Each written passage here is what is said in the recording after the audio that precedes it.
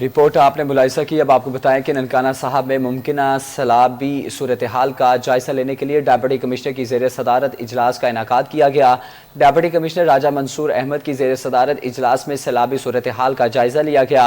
اجلاس میں additional deputy commissioner عثمان خالد، district emergency officer اکرام پنوار سمیت متعلقہ امیدواروں اور اداروں کے افسران نے شرکت کی۔ ڈسٹرکٹ ایمرجنسی افسران اکرم پنوار نے اجلاس میں بریفنگ دی۔ اس موقع پر گفتگو کرتے ہوئے ڈپٹی کمشنر راجہ منصور احمد نے کہا کہ ممکنہ سیلابی صورتحال سے نمٹنے کے لیے متعلقہ محکمہ جات مشینری کو بروقت فعال کریں۔